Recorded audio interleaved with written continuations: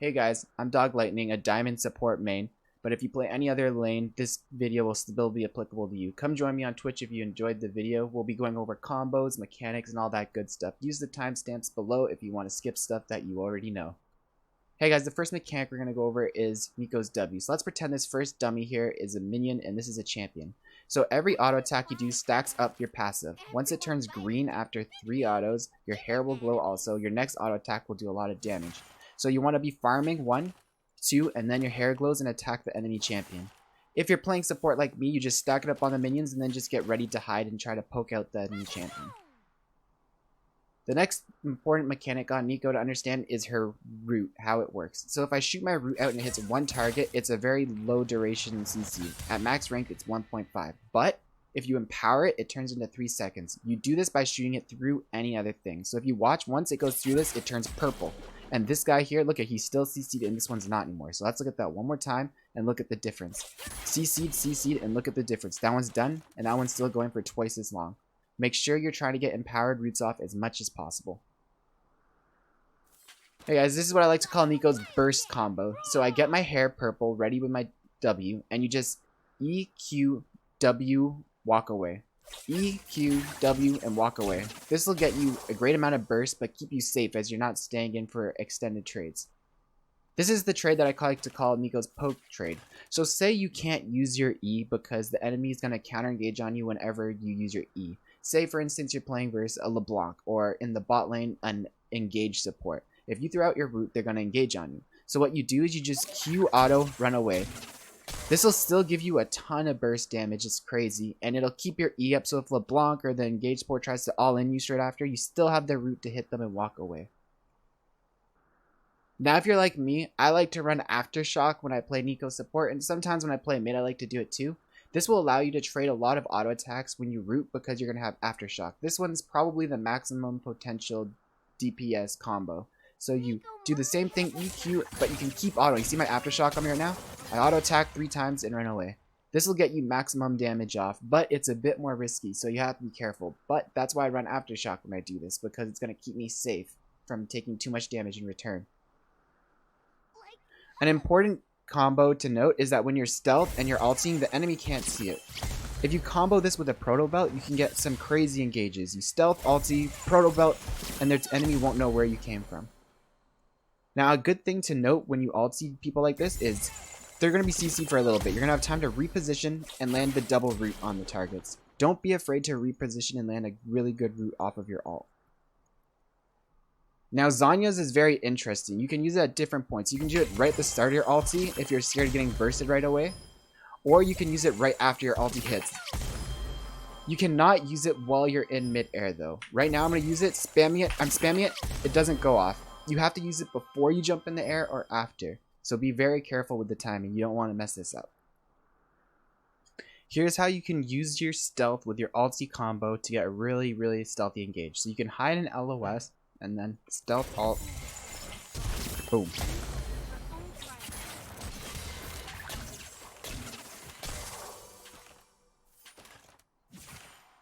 Here's a trick I didn't learn for a while, shamefully. Your E actually has a buffer to it. What this means is you can cast it and then flash after, and the root will go from where you flash to. So if I E flash, it didn't cast from here, it cast from over here. I'll show you what happens if I do it too slow. E flash, it's behind me, right? E flash, it's behind me. But if I E flash instantly, it goes from there. Now this may seem like not a very useful technique, but if you flash E after, look how much of a delay there is until the root goes off. There's a good half a second there, so you can get rid of that dime and make it way harder for the enemy to dodge your roots if you just do this technique where you E-flash. Use it in the practice tool like I'm doing right now and just get used to it, going at a different direction and flashing. And then once you get this mastered, I promise you, it'll help you get so many kills in lane where the enemy's just not expecting you to hit the flash E. There's one very advanced combo which combines using the E-flash with the ulti stealth. So what we're going to do is, say this person had flash, you can come out with the ulti stealth, but then they're going to flash right here, right before your ulti comes out. So what you do is you combine this ulti with the E-flash, so that they have very little time to react. Neeko's W can be used in many different ways, and there's a lot of sneaky ways you can use it. The most obvious one is to run and send your clone in a different direction than you. But we can advance this technique even more farther. You can send your clone into walls and run straight, and now the enemy doesn't know which one's you, and it's hard to tell because that one's actually turning, not just running in a straight line. Now the enemy's going to get used to eventually, if you just keep sending your clone off in a different direction like this and running, they'll eventually be like, okay, that's the fake. So once you've got them tricked and they all of a sudden think they got you down and know which one's you, next time they gank, do the opposite. Just run at them, and they'll chase the clone because that's what you've been doing the whole game. So say you just killed your lane opponents and you're really low health right now, and all of a sudden the enemy jungler is spotted on a warrior here coming behind you. Now you can try to use your technique where you try to juke him out like this and run past him, but that's still very risky. There's a very safe technique if you've already killed your lane opponents. You send your W in the tower and you walk behind it. I use this technique all the time and it's hilarious, man. The jungler will be so confused what happened, and your teammates will literally spam ping you because they just like can't even believe that you just did that technique. One really important thing to note about your W, and it's so important, like I use this as a support main, is like one of the main reasons I think she's so good as a support. You use your W to check brushes before you go in. You can use this in so many different areas of the map. Like over here, you want to get a ward down there. Say I didn't have this cone. You can send your W up and just wait for it to scout. Okay, it's safe. Walk up and ward down here. One spot where this is really noticeable is over here. A lot of supports will only ward right there because they can't. Like say you're Nami, you can't walk up to here. What if there's an enemy in that brush? Not anymore. With Neeko, you can just send your clone out. Oh, there's no enemies in the brush, and you can get the deep ward. This ward is so much more valuable than this ward right here. Here's a very good technique. The enemy ADC's here and the support's here. You can throw out the root like that, but it's a half-time CC.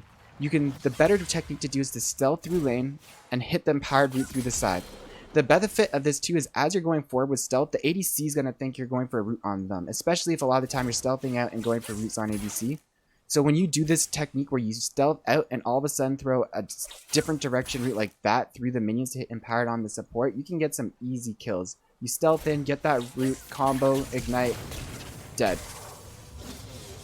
A super useful technique to note is that you can de-aggro the minion wave with your W.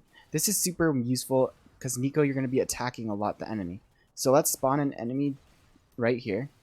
So if I attack this enemy right now, all the minions are going to aggro on me. And look at, I have health regen on, but look how much damage it's doing. It's doing a lot. And the best part about this is while they're all on me, you just stealth and it's gone. So what you want to do in lane is you auto-attack stealth, and now you take no damage from the minion wave at all. Another useful technique as Neeko is understanding that you can manipulate the wave with your W. So say I want to freeze this wave at my tower here, send the minion out. It's catching all these casters, and then I only have to tank for a small amount of time here. And now I froze it at the tower. If I didn't use this technique, I would have had to tank a lot more damage to hold it. And then every time the wave's about to unfreeze, we just use our W to just hold it here. And we don't have to tank the health with our own body. So on top of using your W to get a freeze by your tower, you can also get it to get a slow push towards yourself. So I'm going to send my W out and get the minions aggroed onto my minion. And now they're all going to come bunched up and attack this first minion at once.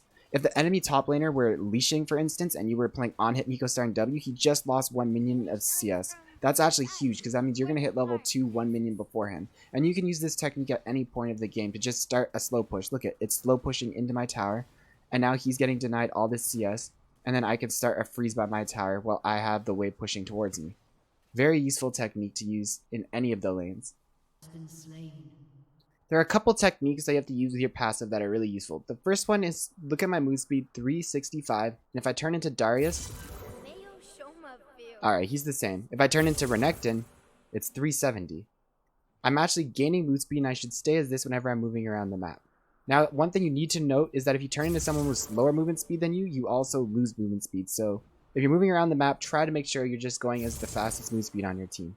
Another thing to note is you may have noticed I wasn't clicking these to transform. I'm actually able to transform because I keybinded it. These are under your keybinds. If you go to abilities and summoner spells and go to the very bottom, there's champion specific interactions. 1 through 4 will be your keybinds for these. Set these to stuff, it's really important. And the reason it's important is because if you look at your ult, it says, this ability can be prepared in stealth, this ability can be prepared in secret if Neeko is disguised. Now, this is really important. In the middle of a team fight, do you really want to click on your thing to turn into someone else and then ulti so the enemy doesn't know it's coming? Or do you just want to quickly shift F4 and now you can ulti, they don't even know you're casting ult, and then you just flash in the middle of their team. And they're just so confused. They're like, what? How is he casting ult? I didn't see it. And that's because your passive makes sure the enemy cannot see it. It's actually a crazy good technique. In lane, it doesn't work that much for me anymore because of the fact that I'm in diamond. But in the lower elos, you can literally just start casting ult in their face and just flash on top of them, and they won't even know what happened. Like, especially in silver and below, maybe in gold. Platinum will get a bit harder, and in the diamond elo I'm in now, it's pretty hard to get it. But sometimes the enemy's still not expecting it. Final technique I really want to talk about with the passive is that you can actually change while you're in your stealth. So I can start off by walking out of this bush as Renekton, and then also at the same time turn into Darius. So boom, turn into Darius, and now they're like, wait, there's 3 people bot? They're gonna be so scared. You can actually get so much pressure off with this. You just stick a pink ward in this brush, they know that they can't see you, and you come out as 2 targets. They're going to be so scared. They're thinking they're getting 3-man bot. And this also may make people around the map play aggressively somewhere else when they see on their mini-map for a second that there's a 3rd-person bot. They may be like, oh, I'm not getting ganked top. But what happens? The jungler is actually up top about to gank. So, really useful technique. A useful thing to note is I take Hex Flash sometimes, and you can get really crazy engages. For instance, say you have this pink so you know that you have no vision here on you. You can start to Hex Flash straight into a root ulti.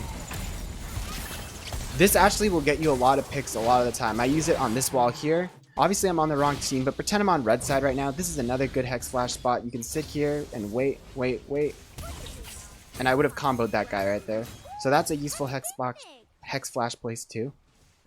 Another useful technique with Hex Flash is say you're moving up and you're trying to gank mid, and the enemy has this crab. You can walk up here, and you can just Hex Flash this wall to bypass, and if they had any ward right there too, you've just bypassed that ward, and now you're all of a sudden behind the mid laner. Very useful Hex Flash can be. I'll show you a couple more spots, and then I'll just leave you guys to experiment. So you can, again, say you were on this side and you're coming up and you want to avoid the wards here to gank the mid lane. You can just Hex Flash over this wall here, and now you're potentially, unless they had this brush here warded, now you're potentially behind the mid laner again and just skipped all the wards.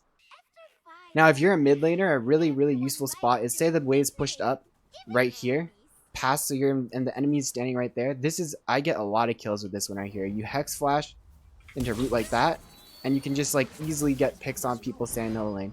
Honestly, if you don't like Hex Flash, don't take it. But when I took it and I started to just use it as often as possible, just like, it has no cooldown really, it's a 20-second cooldown. Just use it as much as you can, and eventually you'll start figuring out what does work, what doesn't work, and you can get some crazy picks that'll help you win games with it. It's very underrated, I think.